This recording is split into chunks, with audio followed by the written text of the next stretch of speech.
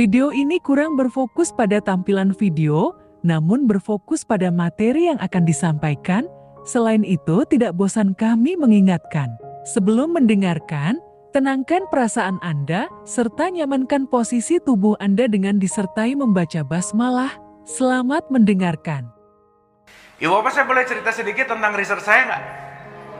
Nih, di Indonesia, pendidikan agama 90% di kelas 1 gitu. Makanya di sekolah yang diajarin hafal. Apa tata cara sholat jenazah nggak? Dites berapa hafal, itu bagus. Tapi kalau stay di hafal, tidak ditransformasi kepada perilaku, hafalan itu hanya akan menjadi beban. Akhirnya debat gitu loh Bu. Ngerasa pengetahuannya banyak, ngelihat yang beda, salah. Berarti kalau udah menyalahkan orang lain, ngerasa lebih benar nggak? Kalau ngerasa lebih benar, sombong nggak? Sombong sifatnya siapa? Oh, tapi jangan setan, jangan gitu Bu. Setan, biasa aja. Berarti pengetahuan bisa menimbulkan setan dalam diri kita nggak? Nah gitu. Jadi hati-hati dengan pengetahuan. Jadi kita dilan dulu nih, kita mau masuk ke dalam another stage kesadaran nggak? Berarti kita di level 3 boleh nggak? Gitu. Nah, rumus mau masuk ke level 3, rumusnya simple. Dilarang baper, udah gitu aja. Kalau ngaji baperan, udah aja. Nanti egonya gede banget, ini sama ini nggak, udah tuh, selesai. Makanya Nabi Muhammad tuh keren Bu, Pak. Siapapun dia anggap sebagai sahabat. Betul nggak? Kalau siapapun sahabat, berarti Nabi Muhammad belajar sama siapapun nggak kira-kira? Iya. Karena siapapun yang datang ke kita pasti mau mengajarkan sesuatu. Maka mulai belajar melihat pesannya bukan orangnya. Jangan-jangan orang yang paling nyebelin justru bawa pesan yang penting buat kita. Terus kita sebel sama orang yang nyebelin. Taunya pesannya penting banget buat kita. Gitu. Oke. Sip ya. Kita mulai. Ini pemanasan ini. Mulai ya. Bismillah. Kita mulai. Ibu bapak, kalau dengar kata rejeki, yang langsung ting. Rejeki. Apa di pikiran? Benar. Uang rejeki bukan? Iya. Rumah rezeki bukan? Iya. Tapi Quran ngasih mention satu disebut rezeki yang paling dahsyat. Sehat oke lah. Nomor 2 lah. Yu'til hikmah mayyasha. Allah menganugerahkan hikmah kepada siapa yang dia kehendaki, dan barang siapa mendapatkan hikmah, dia mendapatkan karunia yang besar. Jadi rezeki paling besar apa Bu, Pak? Hikmah. Ibu bapak mau kaya gimana pun, nggak punya yang namanya kebijaksanaan, kekayaannya nggak bisa dinikmati, stres aja. Ibu bapak mau sehat, nggak punya hikmah, overthinking. Ibu bapak dan seterusnya deh. Kalau nggak punya yang namanya wisdom, itu pasti hidup tidak fulfillment. Saya penting untuk cerita gini ibu bapak. Kita bicara tentang dunia nih ya. 90% orang paling sukses di dunia ini, 100 orang diteliti, 90% hidupnya nggak bahagia. Mau punya jetnya 10, 15, perusahaannya dalam over billion dan seterusnya, tapi 90% ternyata dalam penelitian hidupnya nggak happy Bu. Dan kebanyakan matinya bunuh diri. Fakta, based on research. Sementara sekarang orang berpikir bahwa hidup enak itu adalah top of the top dalam karir, dalam uang, dalam jabatan, bahwa ini yang membuat hidupnya bahagia gitu. Anyway, tapi bukan berarti, berarti ini nggak usah, yang penting akhirat. Bukan. Nanti kita melihat paradigma yang lebih luas gitu. Anyway, makanya Quran ngasih tahu, ingat loh ya, sebanyak apapun uang kamu, kalau kamu nggak bisa manage uang, kamu nggak happy aja. Maka life is all about management self management. Kuncinya ada di manajemen gitu. Ya, Ibu Bapak saya bacain ayatnya lengkap ya. Oke, bismillah ya. Al-Baqarah 269. 2269. Saya bacain aja ya Ibu Bapak ya. Oke, Ibu Bapak pokoknya tinggal fokus aja. Bismillah. Di Al-Baqarah 269 ada kalimat gini nih. A'udzubillahi minasyaitonirrajim. Bismillahirrahmanirrahim. Nih, kalimat awalnya juga udah kalimatnya begini. Yu'til hikmah mayyasya. Mayyasya itu sering diartikan siapa yang dikehendaki oleh Allah. Ya. Oke, nanti kita ngerti. Allah menganugerahkan al-hikmah kepada siapa yang Dia kehendaki. Jadi semua orang dapat hikmah nggak? Yang Dia kehendaki. Oke, sekarang saya tanya, Ibu dan Bapak mau dikehendaki atau enggak? Yang menentukan siapa? Allah. Dengerin dulu.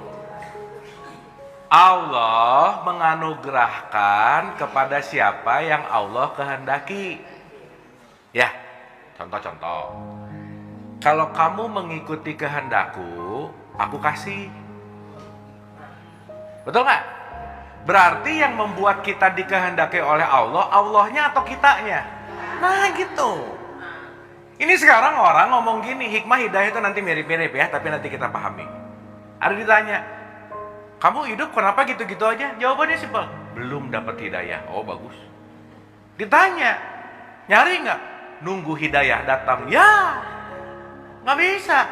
Ibu bapak kalau nggak meluangkan waktu datang ke sini, dapat ilmu ini nggak kira-kira? Dapat sih dari rekaman, ada aja sih. Tapi kita maupun dapat rekaman, mau dapat ini buku catatan, kita nggak berusaha meluangkan waktu untuk belajar, dapat hikmah nggak kira-kira? Hah? Sip ya? Oh iya sih. Tapi poin pentingnya kan bukan sayanya, bukan. Ibu bapak sayanya apa nggak penting. Betul nggak? Yang penting adalah hikmah. Karena kan kita mau di level 3 nih. Oke, siapapun yang ngomong pasti ada pelajaran Bu, Pak. Makanya jangan terlalu sensitif sama siapa yang ngomong. Udah dengerin aja dulu. Karena nanti kalau kita ada deep information, oh Tuhan menitipkan info melalui dia, gitu kira-kira.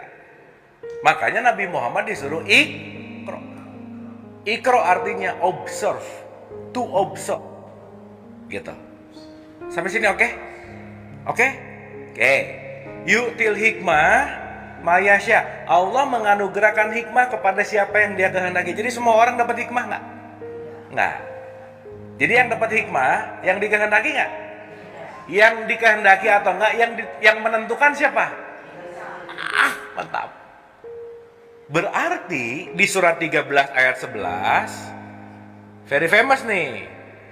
Aku tidak akan merubah keadaan suatu kaum sebelum kamu merubah keadaan dirimu sendiri.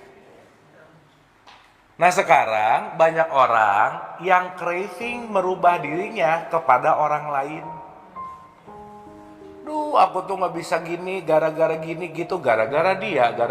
Kalau dia begini, kalau dia begitu, nggak bisa. Ibu bapak, kita tidak bisa dalam tanda petik ya, dibantu oleh siapapun.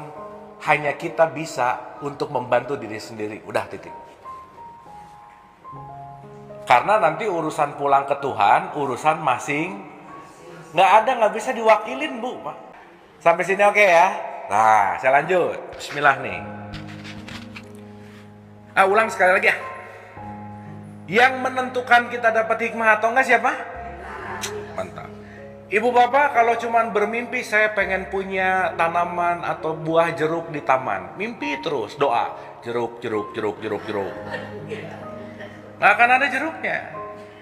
Jadi kalau mau pengen punya jeruk di taman, jangan mikirin jeruknya.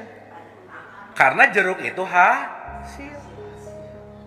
Kita manusia di wilayah proses. Wilayah hasil, wilayah Allah. Ibu bapak sebaiknya kita nggak usah nyuri casting Tuhan deh. Hasil ditentuin, ngatur lagi ya Allah, sebaiknya ya Allah, nah gitu. Jadi ngatur gitu, quote and quote, ya. Nah, sip ya. Dan barang siapa yang dianugerahi hikmah, ia benar-benar dianugerahi karunia yang banyak. Berarti karunia banyak menurut versi Quran, uang, emas, atau hikmah? Hikmah. Bahkan nanti di 2156, 215, nah, nanti kita ke situ ya. Al-Baqarah 155 dibilang yang namanya harta, benda, jabatan, apa itu semua sedikit.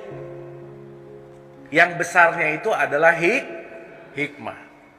Jadi uang banyak penting, tapi nggak punya hikmah, stres. Jabatan oke, tapi nggak punya hikmah, nggak pengen turun, stres juga. Turun, tapi post power syndrome, stres juga, gitu loh Bu. Sip ya? Maka message terakhirnya, dan hanya orang-orang berakallah yang dapat mendapatkan hikmah. Orang yang apa Bu Pak? Ibu bapak maaf ya, maaf banget nih. Orang berakal itu levelnya di level 3. Karena kalau orang pakai akal, pasti nggak cepet ikut-ikutan. Udah gitu aja. Kayak gini, ikutan. Nggak nanya. Ibu bapak mungkin memang nggak terlalu banyak sih ya yang mempertanyakan. Saya tuh dari kelas 3 SD nanya ke ibu saya, "Mah, sholat buat apa sih?" Ibu saya cuma ngasih tahu, pokoknya wajib, kalau nggak dosa. Nggak make sense buat saya gitu. Ini apa tujuannya? Dari 3 SD loh Bu, Pak. SMP nanya ke guru agama, kenapa sih kita harus umroh haji? Kewajiban dan seterusnya, ini dan seterusnya. Kalau enggak, jadi banyak sekali yang masuk ke kita, level namanya dogma, akal nggak dipakai gitu loh Bu. Akhirnya kalau kita terlampau dengan dogma, ngerjain nggak paham. Betul nggak? Nah, sampai sini oke? Oke ya. Sekarang saya tanya, berarti ibu bapak, poin utama pencarian rezeki terbesar dalam hidup, ini kadang-kadang jadi kebalik. Urusan nyari uang 90% fokus, nyari hikmah, sisa waktu kalau udah kerjanya capek, baru nanti pengajian gitu misalnya. Betul nggak? Tapi bukan berarti harus pengajian terus, bukan. Tapi ini adalah urusan fokus. Dan nanti setiap orang memiliki jenjang kesadaran yang berbeda. Maksud saya gini, kita nggak mungkin dapat hikmah kalau kita tidak meluangkan waktu. Kalau kita cuma cari waktu luang, hikmah nggak akan datang. Tapi ibu bapak saya penting meluangkan waktu. Ibu bapak sekarang lagi meluangkan waktu nggak? Dengan ketaatan dan keikhlasan ibu bapak meluangkan waktu, Allah nanti memberikan balasan bentuknya hikmah. Ibu bapak maaf ya, punten nih mohon maaf. Sampai saat ini ada something nggak yang ibu bapak dapat di pelajaran ini? Nah, itu penting. Oh ini gitu. Begitu ada ini jadi bahan kontemplasi nggak? Pulang dikontemplasiin. Tadi ternyata ya, orang yang sholatnya oke, yang abis sholat tuh nggak pelit gitu. Mulai mikir, kok saya sholat rajin tapi pelit ya? Mulai gelisah tentang kepelitan dirinya. Kira-kira pengen ada perubahan nggak? Nah di situ baru dia berbagi gitu kira-kira. Sip ya? Oke ya? Jadi hikmah ada di dalam pengajian, di luar pengajian. Di sana. Ini baru ilmu. Makanya saya sering menyebut ini latihan ngaji. Ini latihan. Nanti ngaji di situ Bu. Yang kita dapat, oke, tadi di pengajian anil fakhsya iwal munkar, mencegah keji dan munkar. Datang orang nyebelin, saya mau ngaji beneran, mau mempraktekkan apa yang tadi latihan di sini, gitu. Makanya ibu bapak kalau jawab aja. Di sini banyak salah, nggak apa-apa, daripada nanti di sana banyak salah, gitu loh bu. Kan ini lagi latihan, gitu. Ulang sekali lagi. Yu'til hikmah may yasha. Saya mau tanya, ibu bapak, dalam hukum semesta, hukum ya, itu ada yang namanya hukum pertukaran, the changing of energy. Jadi ibu bapak maaf ya, nggak ada yang gratis dalam hidup tuh, nggak ada. Ya, nggak ada yang gratis. Semuanya melalui pertukaran. Ibu bapak datang ke sini gratis nggak? Enggak, menukar tenaga, yang pakai mobil menukar bensin, yang pakai sopir menukar gaji sopirnya, dan seterusnya. Maka ibu bisa datang ke sini, betul nggak? So nothing free di sini. Jadi kalau sekarang mentalnya gratisan, nah hati-hati gitu. Karena kenapa? Segala sesuatu pasti ada pertukaran. Kenapa? Karena pertukaran akan menyebabkan sebab akibat. Contoh, ibu bapak kalau pengen ada buah jeruk harus melakukan hukum pertukaran nggak? Iya, beli bibit. Betul nggak? Maka memberi itu dua-duanya bukan masalah ngasihnya, bukan. Tapi melakukan hukum pertukarannya. Ya, nanti ngerti sebentar lagi. Nah, sekarang saya tanya, berarti hikmah melalui proses hukum pertukaran nggak? Iya. Sekarang saya tanya, berarti hikmah ini input atau output?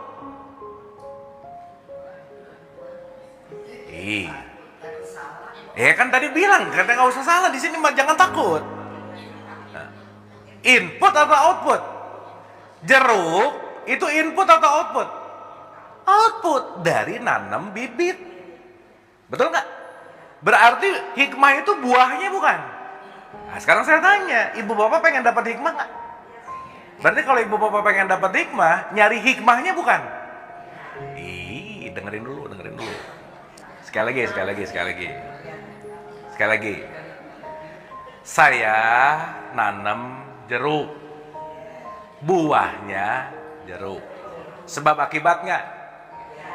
Saya mau nanam jeruk, harus beli pupuk. Pertukaran nggak? Asik. Mantap? Nah. Ibu bapak, kalau mau dapat jeruk, fokusnya di nanam atau di jeruknya? Gitu.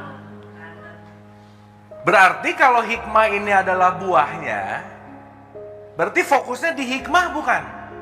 Bukan. Karena hikmah adalah Nah, pertanyaannya kalau mau dapat hikmah, terus fokusnya di mana? Itu pertanyaannya. Di proses. Jadi dengan berproses mendapatkan.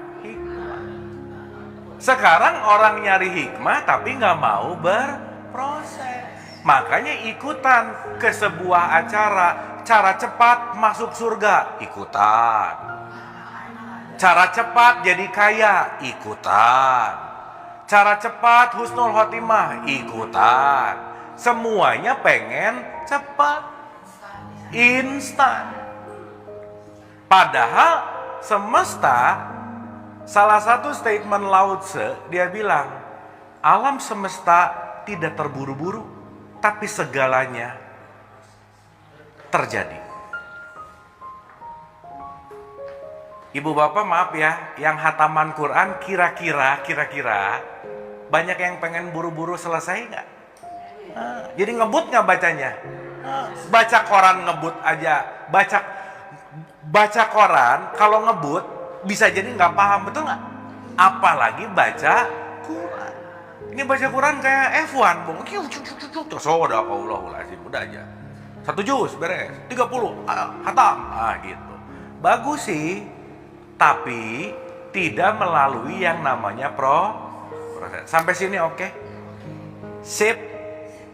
Sebelum lanjut, jangan lupa dukung channel ini dengan cara like, komen, dan subscribe. Selamat mendengarkan kembali. Nah, sekarang saya tanya, terus prosesnya apa? Betul nggak? Proses saya kalau mau dapat hikmah, prosesnya apa? Oke, contoh-contoh. Gini aja ya. Ibu bapak pernah dengar kata-kata ATM nggak? ATM itu amati, tiru, modifikasi, itu ATM. Amati, tiru, modifikasi. Gini. Ibu bapak kalau mau ke suatu tempat yang ibu bapak belum pernah, perlu guide nggak? Nah, saya tanya, guide ini kira-kira udah yang harus ke situ nggak?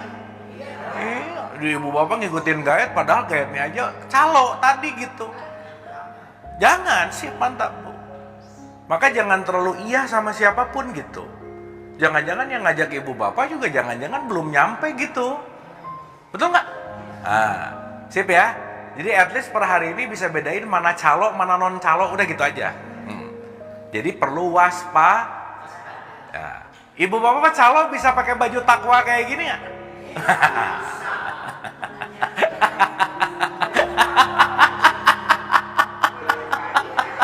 Ya, gitu ya. Kira-kira ya. Dah, pulang ya. Bismillah. Oke, Ibu Bapak. Dah, 1 Bu, Pak.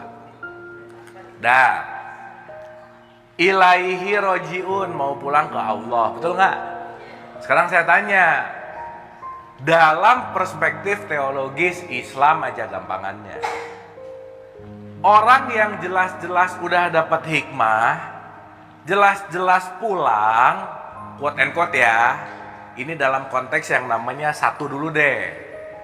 Siapa sih yang udah diceritain di Quran yang jelas dia dapat hikmah? Siapa? Para nabi dan rasul. Betul nggak? Tuh, itu dalam knowledge tuh.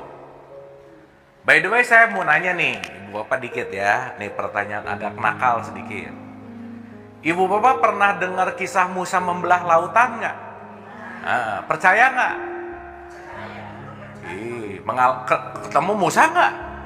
Enggak, baru dalam konteks ilmu yakin. Nah gitu.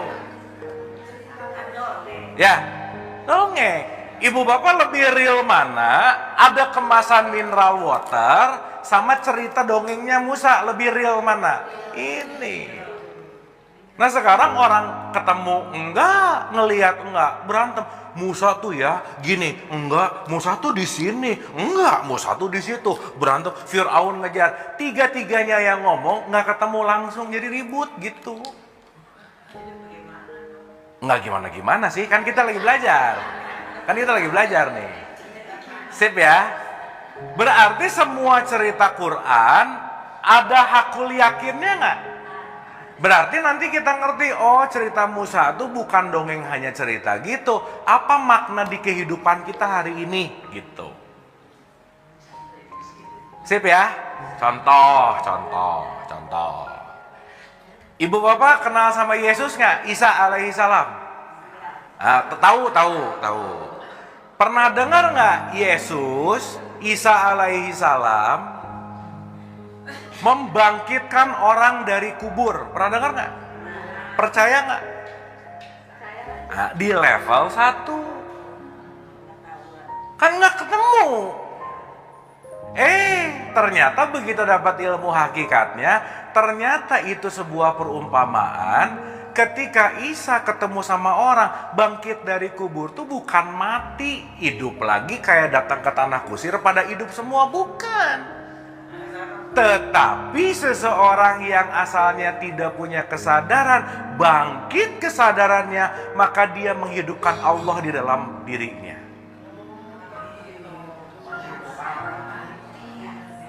Nah kira-kira kalau kita maknai itu menjadi hakikat per hari ini nggak? Iya. Contoh lagi, pernah dengar ada Yesus berjalan di atas air nggak? Nah, lihat nggak? Nggak. Percaya nggak? Percaya di level ini. Tapi di level 3-nya harus ada realitasnya nggak? Oh ternyata kalau udah di level Isa itu level puncak kasih sayang itu level kesadaran tertinggi, maka air itu simbol dari gelombang pikiran. Maka kalau dia udah ada di atas gelombang pikiran, nggak terombang-ambing sama masa lalu, masa depan, berarti dia tenang-tenang aja di sini saat ini gitu. Maka dia di atas gelombang. Real nggak berarti? Real. Cerita itu bukan hanya jadi dongeng, tapi bisa teraplikasikan gitu kira-kira. Sampai sini oke?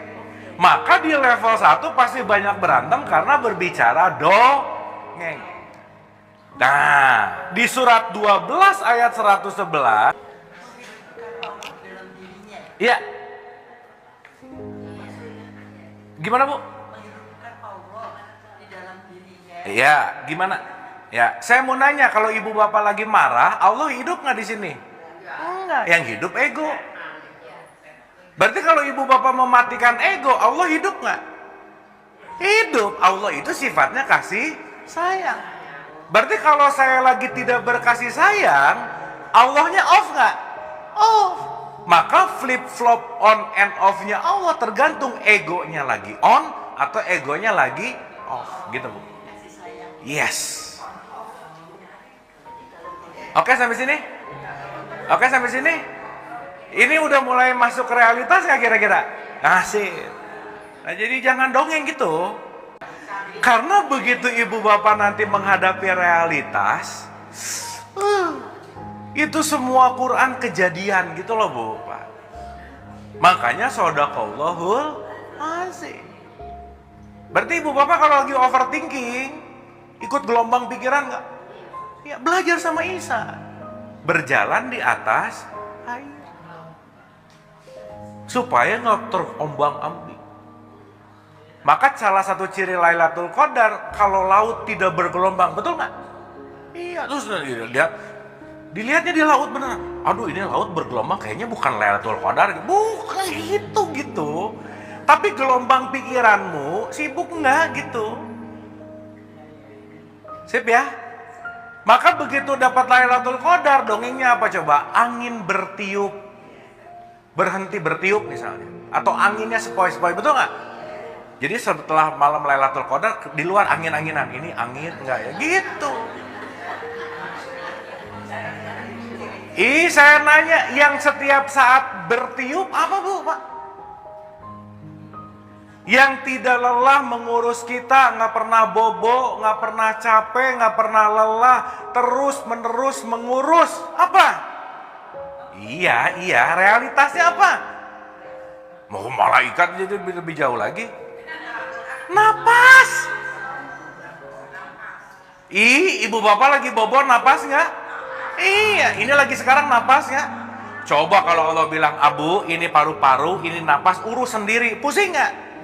Pusing, saya lagi ngomong lupa napas, mati gitu. Bener nggak ini? Nanti Allah bilang, nikmat Tuhan kamu mana yang kamu? Berarti begitu nafasmu tenang, anginnya santai, nafasnya tenang. Kalau nafas lagi tenang, emosi lagi bagus nggak? Itu namanya Lailatul Qadar, gitu loh Bu. Nah gitu. Nah kalau udah oke tuh gitu. Contoh lagi Lailatul Qadar, malam ganjil, betul nggak? Iya, ibu mikirnya 23, 25, 27, betul nggak? Saya sama ibu hari pertamanya puasa beda, berantem nggak kita? Berantem. Orang malam 23-nya beda, betul nggak? Masa begitu? Terus malam 23 Jibril kerja, 25 kerja, 24 cuti dia, masa begitu? Gitu kira-kira. Sip ya? Clear ya? Nah, balik dulu, balik. Oke. Yu'til hikmah my yasha. Jadi ibu dan bapak to be concerned ya. Bismillah aja. Semua nabi dan rasul mendapatkan hikmah gegara mereka berbuat baik. Karena hanya berbuat baiklah yang akan memindahkan dari dongeng menjadi pengalaman. Jadi kalau banyak ngedongeng, gak pernah berbuat, ibu bapak gak dapat pengalaman. Contoh, Quran ngomong, kalau kamu bersedekah baik lapang maupun sempit, tersembunyi maupun terang-terangan, kamu akan mendapatkan kebahagiaan. Itu Quran ngomong. Kira-kira ibu bapak bahagia setelah baca atau setelah mengamalkan? Nah gitu. Berarti ibu bapak akan percaya Quran setelah mengamalkan sebelum mengamalkan. Nah, jadi kalau sekarang percaya Quran nggak? Ayat yang mana dulu? Belum semua ayat, jangan-jangan saya kerjain gitu loh Bu. Betul nggak? Ininya nggak salah. Tapi ini yang tidak dialami, maka saya nggak level yakin di level yang namanya hakul yakin. Oke sampai sini? So artinya apa? Ibu bapak maaf ya, mau ngaji, mau sholat, mau umroh, mau puasa, output dari perilaku kita adalah berbuat baik. Selesai.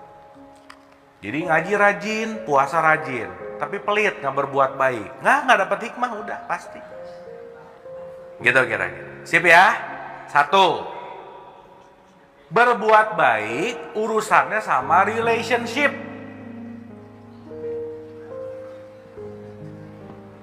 Maka di surat 4 ayat 36, berbuat baik yang nomor 1, the primary berbuat baik nomor 1, ibu bapak, karib kerabat, anak yatim, fakir miskin, tetangga dekat, tetangga jauh.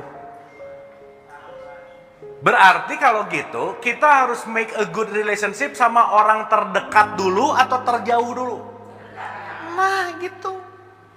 Jadi kalau pengajian diulang-ulang, hubungan sama orang terdekat gak makin membaik, susah dapat hikmah gitu loh Bu. Maka nomor 1 di situ disebutin siapa yang harus dan paling terpenting untuk make a good relationship? Ibu bapakmu. Berarti di situ termasuk kalau ibu bapak, siapa karib kerabat? Pasangan dan anak. Gitu nggak Bu, Pak?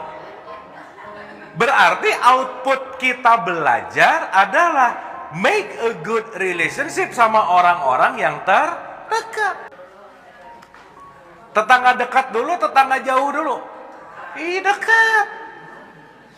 Ini yang jauh di Sumbang, ada tetangga yang kelaparan, nggak ditolong gimana sih? Gitu.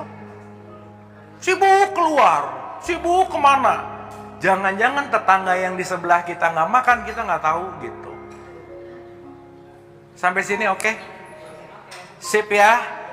Berarti output dari hakul yakin adalah setiap pembelajaran kita membuat kita lebih better dalam relationship. Dah, itu inti. So, pada akhirnya ibu dan bapak maaf ya, segimanapun kita mau belajar tanpa berbuat kebaikan, tanpa make a good relationship, itu akan sulit mendapatkan hikmah. Dan puncaknya, jangan lupa, berbuat baik buat siapa? Diri sendiri. Berbuat jahat buat siapa? Diri sendiri. Maka jangan pernah kita merasa mau nolong dia, karena begitu saya nolong siapapun, saya lagi menolong diri sendiri. Jadi ongkos ibu bapak pengen dapat hikmah, pertukarannya apa? Berbuat. Ibu bapak sekarang kumpul di sini, Allah mau ngasih hikmah nggak? Berarti Allah sedang membalas kebaikan ibu dan bapak gitu. Alhamdulillah, maka kita diberikan waktu untuk mempelajari ini, gitu kira-kira. Sip ya? Jadi keluar dari sini bukan pinter ngomong ayat, bukan Bu, Pak. Tapi lebih memiliki keadaan kebaikan yang lebih baik. Perilaku yang lebih baik. Oke? Terakhir nih, ini kunci yang paling penting. Top of the line dari berbuat baik. Oke. Ibu bapak anggap ini saya pegang uang gitu ya. Pegang uang. Saya boleh pinjam uang kertasnya, ibu bapak, supaya real? Ibu bapak, saya lagi megang apa? Ya, oke. Oke ya. Agak lebih contemplate ya. Sebenarnya saya lagi megang kertas. Betul nggak? Cuman karena kertas ini sudah kita miliki kesepakatan, ini punya nilai. Jadi kalau di sebelah kanan saya kertas ini sama kertas yang ini, ibu bapak milih kertas yang biru atau yang putih? Otomatis. Ya. Nah. Tapi sekarang saya tanya, begitu ibu bapak ngasih ini ke orang, ya, ngasih ini, sejatinya ibu bapak cuma ngasih kertas. Betul nggak? Betul nggak? Berarti yang penting bukan perpindahan kertasnya, tapi ibu bapak begitu memberikan, sikap hatinya di mana, gitu aja. Nah, namanya charity. Charity itu bukan berbagi uang, bukan, berbagi kasih sayang. Jadi ibu bapak mau sedekah jutaan tapi nggak ada kasih sayang, itu cuman pindah kertas namanya. Tapi begitu saya ngasih dengan penuh kasih sayang, itulah yang disebut sedekah. Berarti sedekah bukan urusan berapanya, tapi sikap hatinya seperti apa. Maka puncak dari perbuatan baik nggak bisa enggak. Maaf ya ibu bapak ya, mau ngasih sebanyak apapun, nggak disikap hati yang satu ini, susah aja dapat hikmah. Itulah yang disebut ikhlas. Berarti, maaf ya, kalau ngasih masih ada pesan sponsornya nih, ikhlas nggak? Enggak. Ngumpulin anak yatim sih, kasih satu-satu. Tapi begitu pasti kasih, doain ya, doain ya, doain ya, doain ya. Masih ada timbal balik nggak? Nah, itu namanya ngasih kertas gitu. Clear ya? Makanya di surat 74 ayat 6 dan 76 ayat 9 dibilang, beri 74 ayat 6, 76 ayat 9, berikanlah atas dasar ridho Allah. Dan even terima kasih jangan dipikirin. Berarti kalau ibu bapak ngasih masih pengen ada rasa terima kasih, ikhlas nggak kira-kira? Sip, udah mantap. Sip ya. Apalagi ngasih pengen pahala, ngasih pengen surga. Udah kelas 1 aja. Nggak apa-apa sih, tapi kelasnya kelas 1 gitu. Tapi kalau di kelas 3 sudah nggak ada in return. Nah, analogi. Ibu bapak kalau kita ngasih ke seseorang, yang berhak bilang terima kasih sebetulnya siapa? Kita. Kenapa? Kalau nggak ada dia, nggak ada kesempatan untuk saya berbuat baik. Kalau nggak ada dia, nggak ada kesempatan saya untuk mendapatkan hikmah. Terima kasih kepada orang yang akan dibantu oleh saya, karena jalannya dia, saya menemukan hikmah. Nah ini kan kalau dipraktekin rada aneh ya. Kita ngasih, makasih ya, pasti bingung orangnya. Kan yang harusnya makasih aku, nggak apa-apa. Kenapa? Karena aku paham bahwa terima kasih untuk menyadarkan aku, kalau aku menerima sesuatu, aku harus kasih.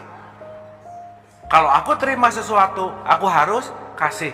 Maka hukum terima dan kasih berjalan di sini.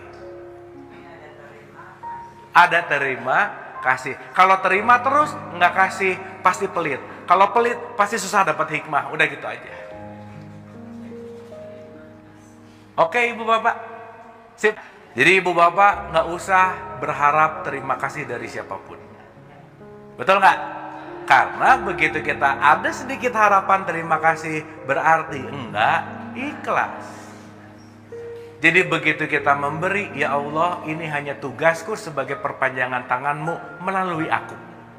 Terima kasih engkau telah menghadirkan siapapun yang penting aku tolong, karena dia adalah sababiah aku untuk mendapatkan hikmah.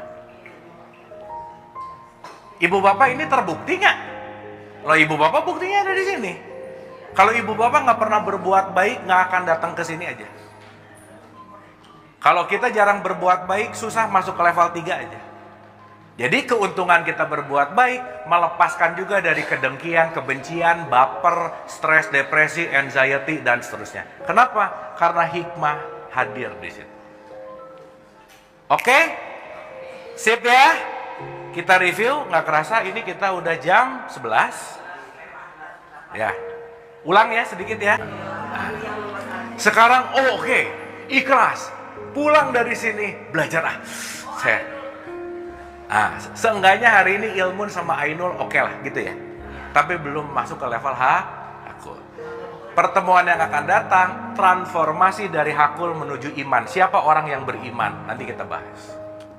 Karena orang ngaku-ngaku beriman banyak, tapi orang yang diakui imannya sama Allah sedikit gitu. Oke? Kesimpulan terakhir, bismillah. 1, ilaihi roji'un adalah fundamental kehidupan kita. Maka pulang perlu maps. Petanya namanya hikmah. Hikmah hanya bisa dibeli oleh kebaikan. Jadi ibu dan bapak, jangan lelah berbuat baik. Karena berbuat baik bukan buat siapa-siapa, tapi buat diri kita. Tiket mendapatkan hikmah adalah berbuat baik. 1, make a good relationship sama orang-orang terdekat. Itu nomor 1. Pasangan, anak, besan, apa tuh? Dari ini ke mertua dan seterusnya gitu kan. Sip ya. Sehingga nanti kita mengerti bahwa keseluruhan ini adalah syarat mutlak mendapatkan hikmah. Oke ibu bapak, bismillah. Pulang dari sini kita transformasi dari kelas 1 ke kelas 3. Maka pulang dari sini kita sadar, oke, mari kita penuhi hari-hari dengan berbuat baik. Hatur nuhun. Hatur nuhun. Terima kasih. Terima kasih Anda telah menonton video ini hingga akhir. Semoga video ini bermanfaat untuk kita semua. Semoga kita juga selalu dalam ampunan Allah Azza wa Jalla. Sampai bertemu di video selanjutnya. Bismillah. Assalamualaikum warahmatullahi wabarakatuh. Bulannya telah menguasai hati. Apa kalau hakikat cinta ini bila kita lihat levelnya isinya para kembali yang isinya karena kita antara teman